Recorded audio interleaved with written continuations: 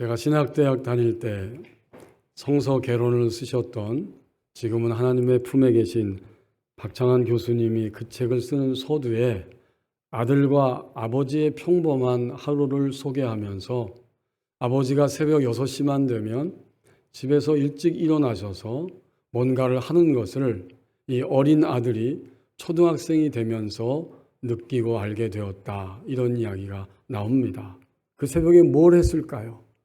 마을에 집 앞에서부터 시작해서 함께 사는 그 골목길을 매일매일 쓰시는, 빗자루로 쓰시는 그런 장면을 이 초등학생 아들이 알게 되었고, 아버지의 그 모습을 보면서 이 아들도 그 영향력 아래서 자신의 인생을 살아갈 수 있게 되었다. 그리고는 결국 성서의 모든 이야기는 누군가가 하나님에 의해서 영향력을 깨달았을 때 그의 인생도 사람들에게 영향력을 흘러보내는 인생으로 되는 이야기가 성경 전체의 이야기다. 제가 신학교 다녔을 때 읽었던 신약 성서 개론에 나왔던 내용 중에 한 토막입니다. 오늘 본문에 등장하는 다니엘이 다니엘서기 때문에 당연히 있고, 또 다니엘이 유대 땅에서 하나님의 말씀을 따라서 온 민족이 순수하게 걸어가지 못했을 때 하나님은 채찍을 드셔서 당시의 제국 중에 가장 힘을 가진 바벨론 땅으로 포로되어 사로잡혀가게 하였을 때 다니엘과 그의 세 친구도 1차로 포로 생활하게 되면서 일어나는 일들이 바로 다니엘의 시작이고 진행이고 마감되는 그러한 내용으로 되어져 있다는 것을 우리는 다니엘을 읽으면서 알 수 있고, 오늘 하나님이 우리에게 3장 1절에서 3절의 본문 말씀을 주셨는데 이 본문을 통해서도 하나님의 손길을 우리는 알 수 있습니다. 어떤 사건이 일어났습니까? 1절에 보니까 바벨론의 그 제국의 왕이 어느 날 금으로 신상을 만들었는데 높이는 60규빗, 너비는 6규빗. 그러니까 높이는 30m, 너비는 3m라는 이야기입니다. 생각해 보십시오. 30m의 금으로 된 신상. 어마어마하죠? 이 시대가 언제입니까? 오래전 이야기잖아요. 그리고 너비가 6m. 이 커다란 신상을 세우고 바벨론 성에서 좀 더 떨어진 두라라고 하는 그 평지, 골짜기에 이 신상을 세우게 됩니다. 이 모습을 보았을 때 신하들은 어떤 생각을 했을까요? 아무 말도 못했을 것입니다. 감히 왕정통치 시대에 왕이 결정하는 일에 대해서 무슨 말을 할 수 있겠습니까? 다만 아무 말은 못하지만 속으로는 판단했을 것입니다. 어떤 판단일까요? 긍정적인 평가 아니면 부정적인 평가를 나름대로 했을 것입니다. 그리고 이 모든 과정을 한마디로 표현하면 영향력이라고 표현할 수 있게 됩니다. 왕의 이 모든 행동은 강력한 영향력입니다. 왕의 행동 하나하나가 부정적이든 긍정적이든 일반 백성들에게, 가까이 있는 왕궁의 사람들에게 그대로 드러나고 보여지기 때문입니다. 1919년 4월 18일 일제강점기 시대에 경기도 화성 바람면에 있는 제암리교회 성도들은 일본의 야만스러운 행위, 이 만행으로 인해 젊은 청년들, 마을 청년들이 예배당 안으로 다 끌려오게 됐어요. 다 그리로 오라고 하니까 들어갔고, 그리고는 다 들어간 다음 예배당 문을 잠그고 총을 쏘고 거기에 불을 지르게 됩니다. 그 안에서 불에 타서 죽어가고 있습니다. 그때 23살 정도 된 이 전동네 할머니죠. 지금은 세상을 떠나 주님 품에 있지만 자기 남편도 거기에 끌려갔습니다. 유일한 목격자이자 생존자가 되었는데, 할머니 증언에 따르면 성도들은 불 속에서 어깨동무를 하고 하늘과는 밝은 길이 찬송하며 감사의 기도를 드렸다. 하지만 그럼에도 불구하고 하나님은 불을 꺼주시거나 불에서 그 성도들을 구원해 주시지 않으셨다는 것입니다. 마치 뭐와 같습니까? 오늘 하나님이 주신 다니엘 3장 3절 넘어서 그 뒷부분에 보면 이 느부갓네살이 세운 금신상 앞에 절하기를 거부하는 다니엘의 세 친구들을 향해 위협하였을 때 그들이 3장 18절에서 그렇게 말했습니다. 그리하지 아니하실지라도 왕의 명령에 순종할 수 없고 금신상 앞에 절하지 않겠다. 그와 똑같은 것입니다.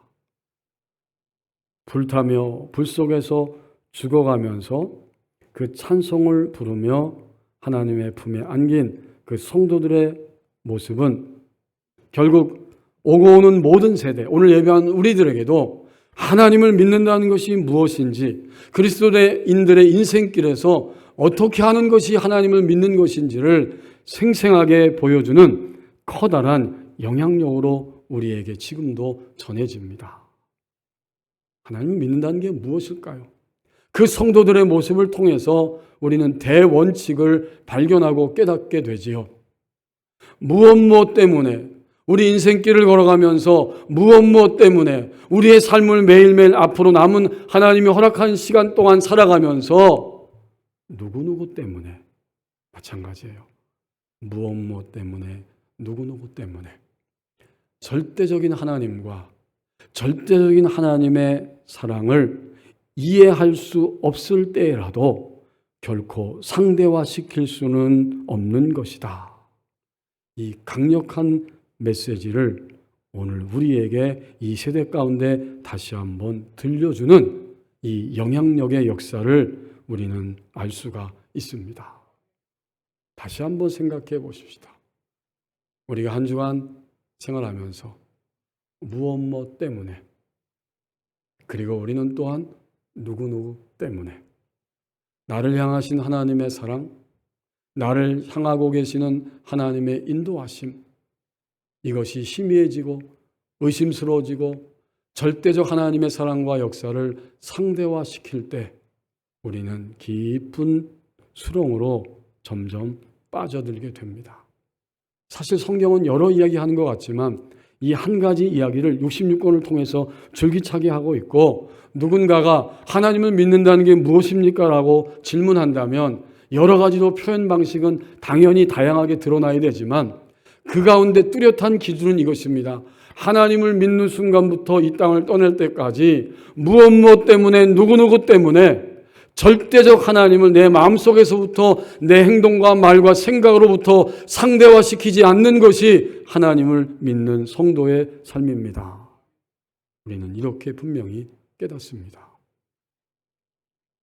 이제 오늘 그 제한리 교회에서 불 가운데 주님의 품에 안겼던 성도들의 영향력이 있었고, 본문에 등장하고 있는 느부갓네살 왕, 제국의 이방 나라의 왕의 영향력이 신하들과 사람들과 제국 전체에 흘러가고 있다는 것을 우리는 볼 수 있습니다.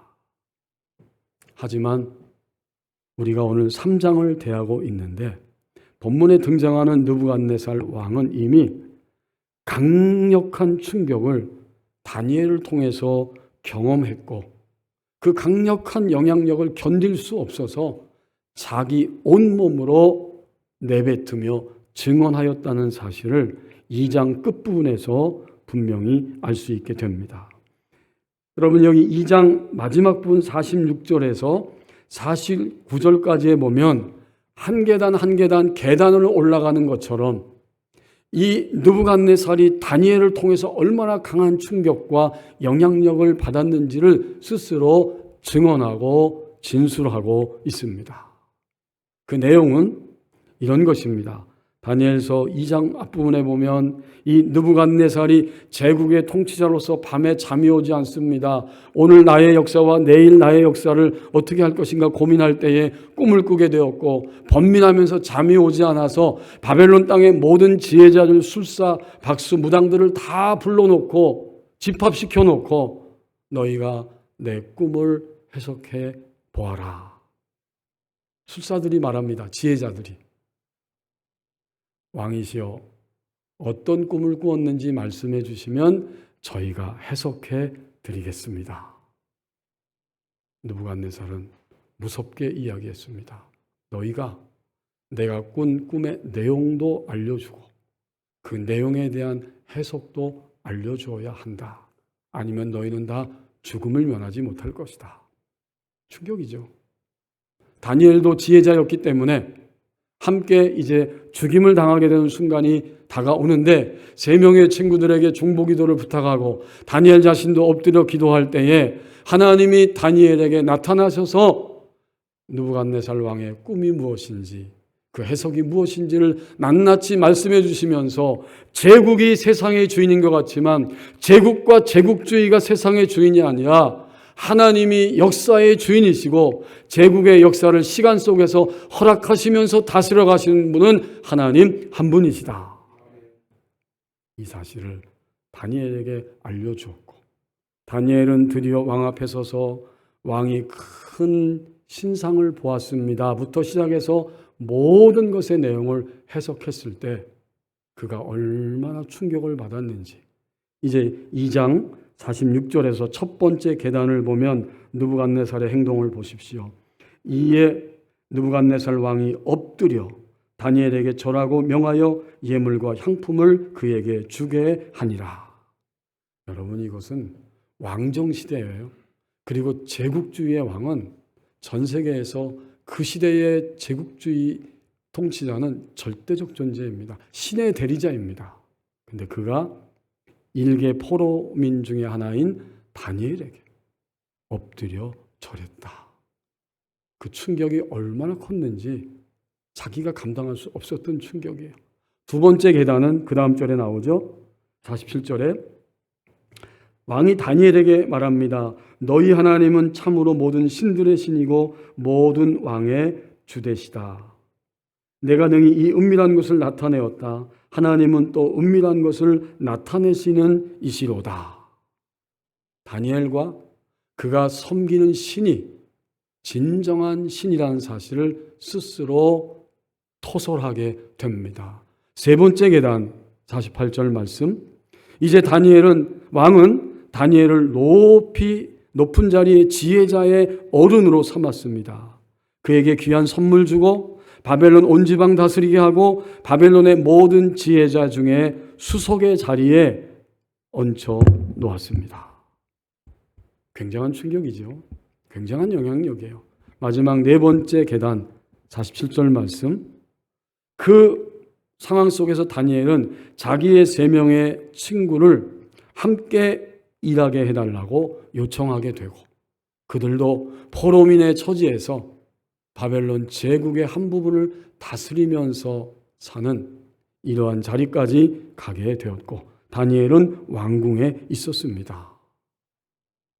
하지만 바로 이어지는 3장 1절 말씀은 하나님을 보고 다니엘을 보고 충격을 받았지만 또다시 자신의 통치와 제국의 안녕과 소위 질서를 염려하면서 또 하나의 금으로 된 신상을 만들고 있었던 것입니다. 3장 1절은 바로 그러한 배경을 가지고 시작된 것입니다. 여러분 이게 이해가 될까요? 쉽게? 그러니까 성경은 하나님 말씀인데 단순히 느부갓네살 왕의 이야기를 들려주고 싶은 것이 아니라 그의 이야기를 들려주면서 하나님을 믿는 나 자신도 하나님을 믿는다고 하면서 요 느부갓네살과 같은 육신의 지배를 받는 형태로 모습으로 말로 행동으로 살아가고 있다. 이것을 하나님이 본문을 통해서 비춰주고 계십니다. 느부갓네살의 이러한 이중적인 행태, 이러한 이중적인 플레이, 우리는 정말 우리 인생 가운데 이것저것을 하면서 움직이면서 살아가는데 우리의 이중적인 마음과 생각과 행동, 이런 모든 플레이들이 오늘을 살아가면서 21세기 신자인 나도 하나님에 대해서 어쩌면 느부갓네살 왕처럼 첫 번째 계단부터 시작해서 네 번째 계단까지 하나님은 이런 분이야 이런 분이야라고 놀라워하면서 충격도 받았고 다른 사람들에게 간증도 하였고 그리고 나를 따르라고 지도자의 위치에 서서 앞서가기도 했는데 어떤 순간이 오면 우리는 하나님 말고 하나님 가지고는 나의 속상함과 나의 위대한 꿈과 나의 삶이 지어지지 않을 것 같기 때문에 하나님은 옆으로 싹 밀어놓고 그 다음에는 다른 것들을 붙잡고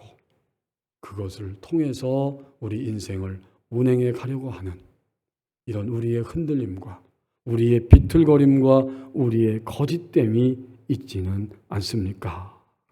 정말 커요 이런 게. 여러분 성경은 문자적으로도 내용적으로도 영감이 되어 있다고 확신합니다.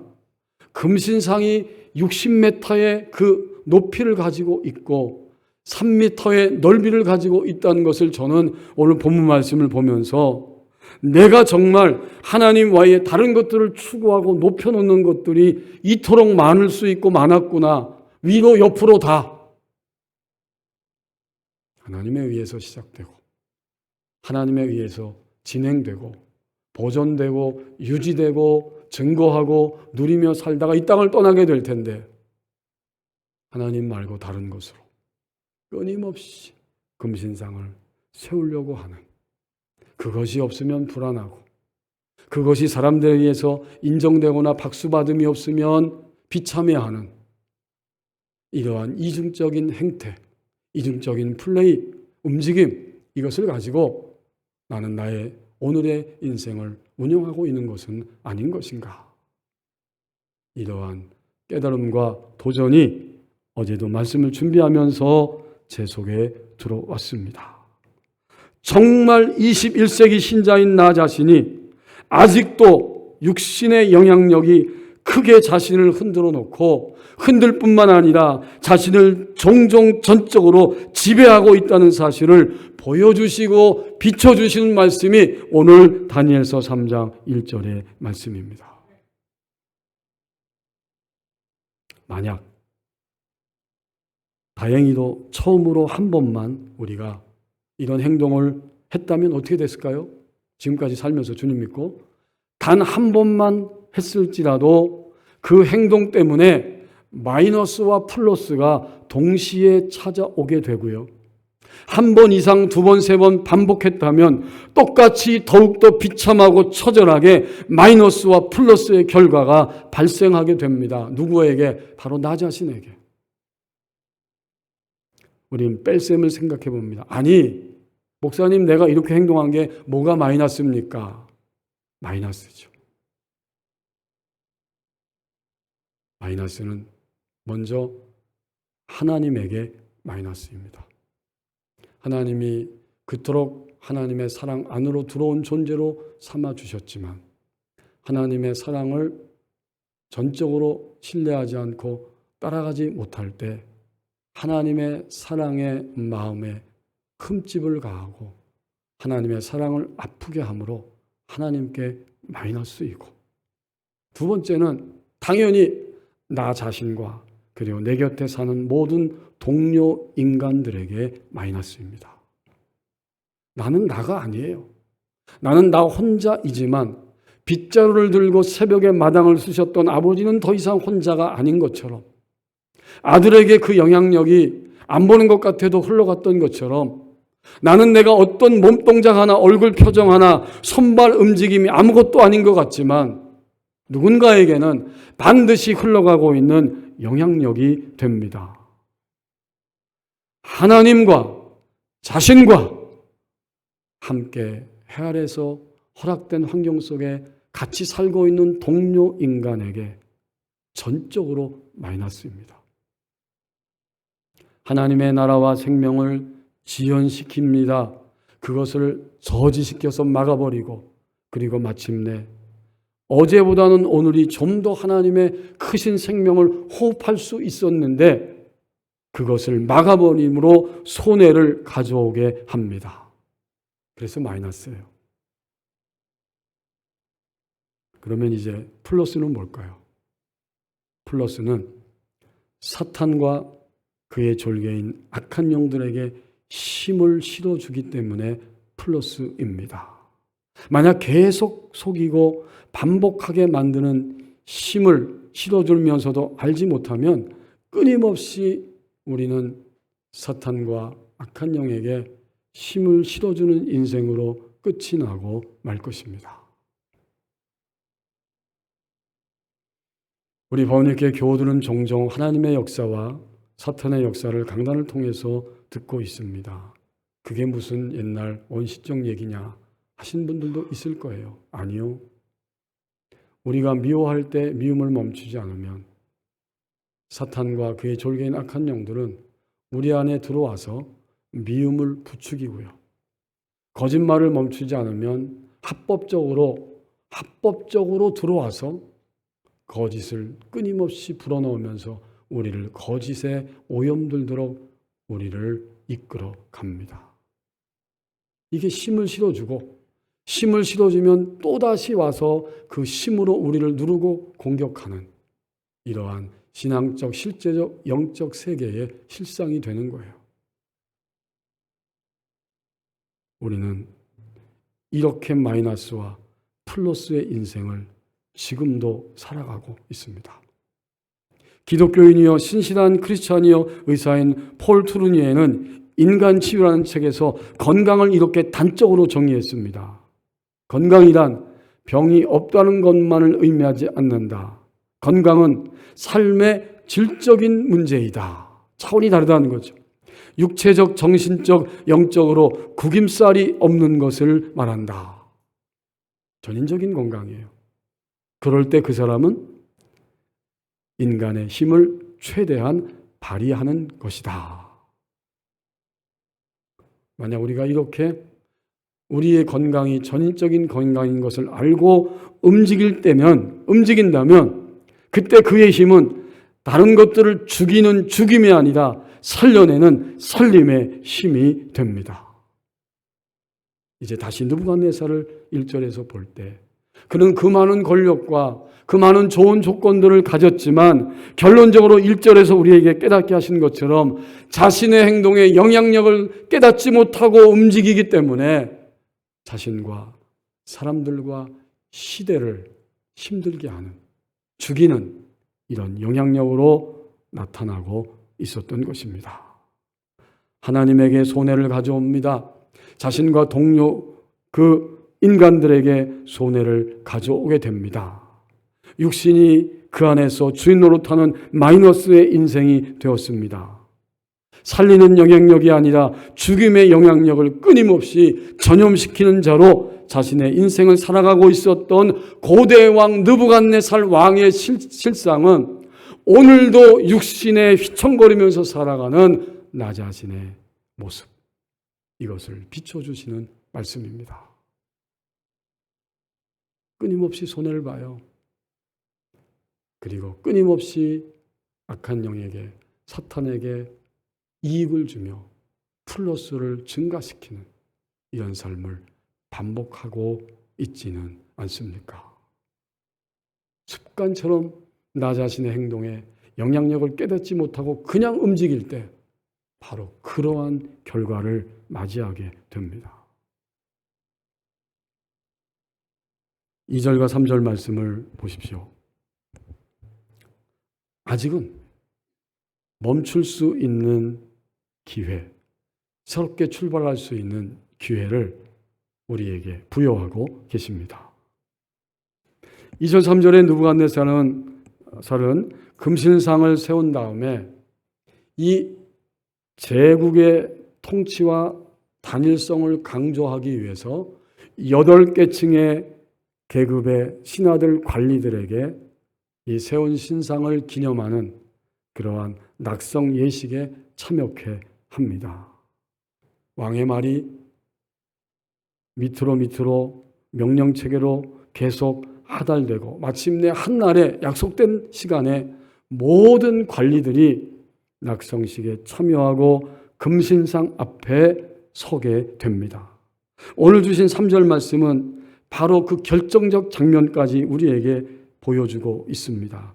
2절에 보면 느부갓네살 왕이 사람을 보냈더니 8계층의 그 관리들에게 전달이 되었고, 3절에 그들이 정한 날짜 정한 시간 모두가 모여서 느부갓네살 왕이 세운 신상의 낙성식에 참여하였고, 느부갓네살 왕이 세운 신상 앞에 서니라. 여러분, 이 장면이 상상이 되시지 않으세요? 신상이 있고 왕이 있고 관리들이 모였고 이제는 그 신상 앞에 딱 서 있습니다. 모든 것이 다 준비됐어요. 이제는 신상 앞에 엎드려 절하면 끝이 나는 것입니다. 뭐가 끝나요? 그 신상 앞에 절하면 나는 21세기 신자인 나는 오늘 내가 살면서 지나가고 있는 나의 여정 가운데 이것만큼은, 이 문제만큼은, 이 고통만큼은, 이 분노와 억울함만큼은, 이 일만큼은 하나님은 안 되고 이제 다른 것으로 내가 해결하리라. 딱 준비되어 있는 거예요. 그리고 절하는 순간 우리는 하나님 말고 다른 것으로, 하나님의 방법 말고 다른 방법으로 이것을 해결하는 첫걸음을 내딛게 됩니다. 이 3절이 어제 말씀을 준비하는데 이 세운 신상 앞에 서니라 할 때에 얼마나 제 마음에 떨림이 감지되었는지 모릅니다. 내가 이렇게 살고 있구나. 하나님 아니면 안 된다는 것을 아직도 가지고 살고 있는 것은 아닌가? 다시 말하면 하나님만이, 그리고 하나님에 의해서만 우리의 인생은 유지되어야 하고 유지될 수 있음에도 불구하고 그것을 믿지 않는, 그것을 따라가지 않는, 그것을 생각하지 않고 그대로 행동하는, 이게 바로 금신상 앞에 서 있을 때의 긴장감일 것입니다. 그렇게 산다는 거죠. 수많은 그리스도인들이. 어떤 신을 숭배한다는 것은 그 신의 대리자인 왕에 대한 충성의 고백과 연결되어 있기 때문에 이 모든 국가의 권력자들이 신상의 낙성 예식에 참여해야만 했고, 만약 그것을 거절하면 당연히 그것은 곧 죽음을 의미합니다. 현재까지도 느부갓네살은 사람을 죽이는 역할을 하고 있는 상태입니다. 오늘 2절과 3절 말씀을 읽으면서 평생 동안 살아오면서 아직도 해결되지 않은 마음의 억울함이 있다면, 답답함이 있다면, 그리고 아직까지도 두려움이 있다면 우리는 오늘 2절, 3절 말씀을 통해서 하나님이 아직은 멈출 수 있는 기회, 새롭게 출발할 수 있는 기회를 부여하고 계신다는 말씀을 깨닫기를 원합니다. 아직은 우리에게 기회를, 새 출발을 할 수 있는 시간을 오늘 이 주일 아침까지 부여하고 계십니다. 죽음 마이너스의 인생에서 살림 플러스의 인생으로 나가게 하십니다. 우리의 삶이 쉽지가 않아요. 저도 쉽지 않습니다. 우리 교우들께서도 한 주간 사시면서 쉽지 않았을 것입니다. 다 각자의 어둠의 자리들을 한켠에 가슴에 품고 답답해하고 화도 내고 절망도 하고 분노도 하고 아마도 그런 시간들을 분명히 살아오셨습니다. 우리는 계속 달리는 거예요. 우리 삶이 주어져 있으니까 정신없이 달립니다. 거기서 패배의 쓴 잔을 마시고 유혹과 흔들거림 속에서 두려움 속에 떨어집니다. 이러한 우리들에게 주님은 오늘 기회, 새 출발의 기회를 부여하고 계십니다. 우리가 이 기회를 어떻게 붙잡고 나갈 수 있겠습니까? 이제부터는 매 순간 우리에게는 즉시 확인할 것이 있어요. 지금 나에게 오는 환경은, 나에게 오는 물적, 인적 모든 환경은 세 번째로 반드시 나에게 닥쳐온 것들 속에는 반드시 두 가지 요소가 있음을 알고 움직이는 것입니다. 반드시 있어요. 그게 뭔지 여러분 짐작이 가십니까? 아마 깨달으신 분들도 이미 있으실 것입니다. 예수님 믿고 나서 나에게 오는 모든 일과 닥쳐오는 것들은 내가 원하지 않든 원하든 모든 것이 왔을 때 거기에는 반드시 두 가지 요소가 있습니다. 두 가지를 확인해야 돼요. 첫 번째는 버릴 것이 있습니다. 버릴 것이 있어요. 주님을 믿기 전엔 이것이 해당이 안 돼요. 그러나 주님 믿고 나서 어떤 것이 왔을 때 반드시 여기에는 이 환경에서 내가 버릴 것이 있습니다. 야외 모임을 하고 쓰레기를 잘 수거했어요. 그리고는 집으로 가져왔습니다. 그리고는 그 쓰레기를 하루 지나고 이틀 지나고 일주일 내내 집안에다가 쓰레기를 두시는 분들이 있으신가요? 없지요. 쓰레기는 당연히 수거한 다음에는 반드시 버려야 합니다. 우리가 주님 믿고 난 다음 우리 안에 들어오는 쓰레기들은 항상 있어요. 주님을 믿었지만 쓰레기는 우리에게 다가오는 거예요. 그것이 쓰레기인 줄 알고 우리는 주님의 말씀을 따라서 그것을 버릴 수 있어야 됩니다. 아니, 첫 번째 단계는 이것이 쓰레기구나. 주님의 말씀과 기준에 비춰볼 때 이것은 나에게 온 쓰레기다 라는 것을 깨닫고 인정하는 거죠. 그래야 버릴 수 있어요. 쓰레기인지도 모르면 어떻게 버리겠어요? 지금은 은퇴했지만 미국의 플러신학대학의 유명한 세계적인 치유사역자 찰스 크래프트 박사가 이런 말을 단적으로 표현했습니다. 쓰레기가 있는 곳에 쥐들이 모여든다. 너무 실감나는 이야기예요.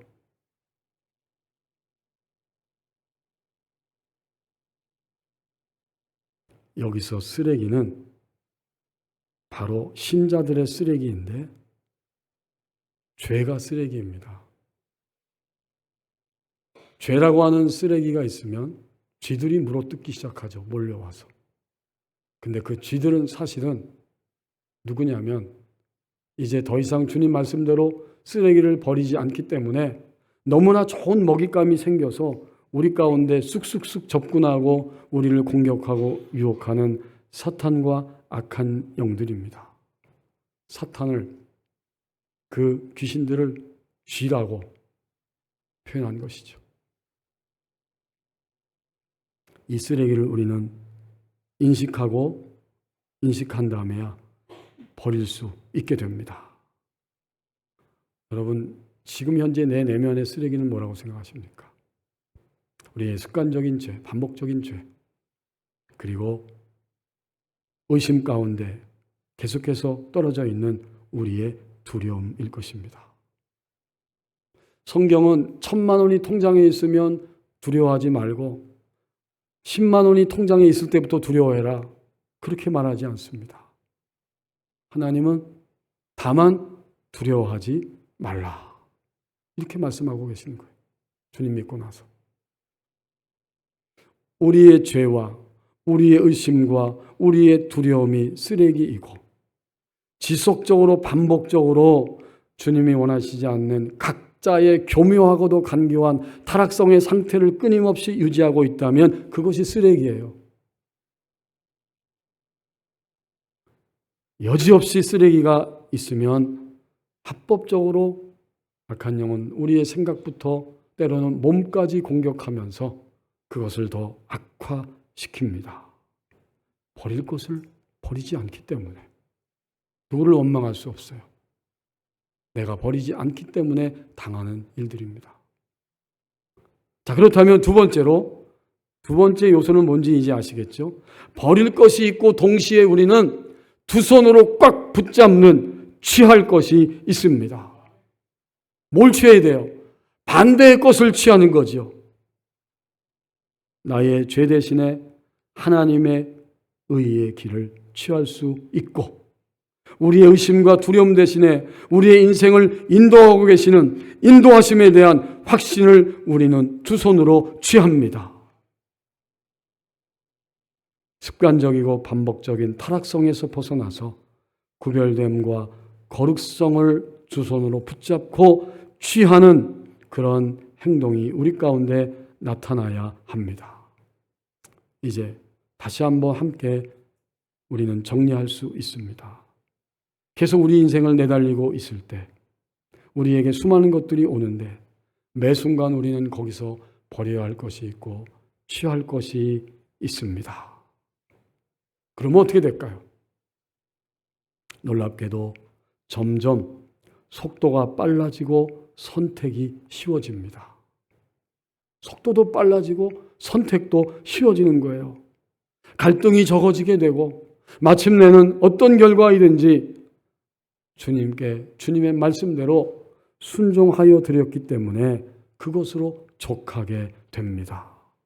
하나님의 절대적 선하심이 있기 때문에 우리는 거기까지 갈 수 있고 가야 한다는 사실을 오늘 이 느부갓네살 왕을 통해서 하나님의 빛 가운데 우리에게 적용되는 말씀으로 들려주고 계십니다.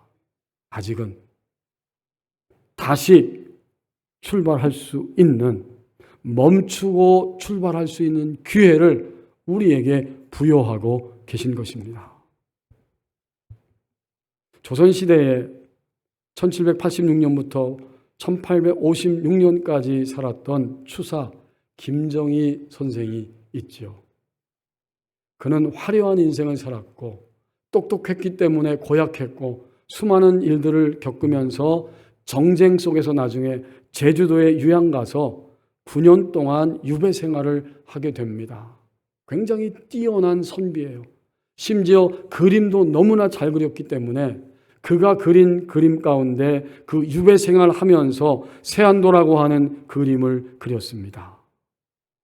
가로 70cm, 세로 23cm의 세안도에 노송과 소나무 4그루가 있고 2그루가 오른쪽에 그 왼쪽에 있는데 이것을 평상시에는 거들떠보지도 않았던 제자 이상적에게 선물로 주었다고 합니다. 제주도에 유배되어 있는데 지금은 비행기 타고 가지만 그때는 배 타고 말 타고 쉽지 않은 거죠. 자기의 스승이 이 붓과 종이를 있어야만 한다는 사실을 알고 끊임없이 그에게 그렇게 수종들면서 심부름을 했어요. 평상시에는 거들떠보지 않고 약속도 지키지 않았던 이 추사 김정희가 마지막으로 그린 세안도로 그것을 자기의 제자에게 선물로 주었습니다. 오른쪽에 노송이 2그루가 있는데 하나는 건강하고 싱싱한 소나무, 하나는 늙어서 시들어가는 소나무. 이쪽에 멀리 떨어져 있는 왼쪽에는 2그루의 소나무가 생생하게 살아 있습니다. 아마도 분명히 내가 권력 쪽에 있을 때에는 수많은 사람들이 있었지만 유배 생활하니까 뚝 떨어져 있는 사람들이요. 이제는 내가 유일하게 기대고 있는 제자 이상적이 옆에 있기 때문에 그것을 고마워하면서 그 그림을 선물했다. 이렇게 세안도를 해석하게 됩니다. 이제 그는 말년에 중국에까지 이 세안도가 소문이 났고 청나라에 그것을 본 사람들이 감탄하는데 거기에 감탄하는 글이 정말 대단하다. 오늘날로 말하면 댓글이 달렸는데 댓글의 길이가 15m나 되었다고 합니다. 글 쓴 게 15m예요. 감탄하면서 얼마나 대단한 인물인지 우리는 상상할 수 있지요. 그런 그가 말년에 인생의 행복이 무엇인지를 이렇게 정의한 다음 훗날에 세상을 떠났습니다. 세상에서 가장 맛있는 차는 두부와 오이와 생강과 나물이고 세상에서 가장 아름다운 만남은 부부와 자식과 손주가 함께 있는 것이다. 너무 평범하죠. 그러고 보면 법원 예사는 우리 교우들은 앞에 것은 이미 다 해결됐어요. 맛있는 반찬 다 드시고 사세요. 부부, 자식, 손주까지 있다면 행복한 것입니다. 하지만 여기가 끝이 아니죠. 이것이 행복임을 평범하게 깨달았을 뿐만 아니라 오늘 우리에게 있어서는 이 모든 것과 더불어서 우리와 영원히 함께 하시는 하나님이 계십니다. 이것이 다니엘과 느부갓네살의 행동을 읽으면서 우리에게 주시는 하나님의 목소리입니다. 기도하겠습니다.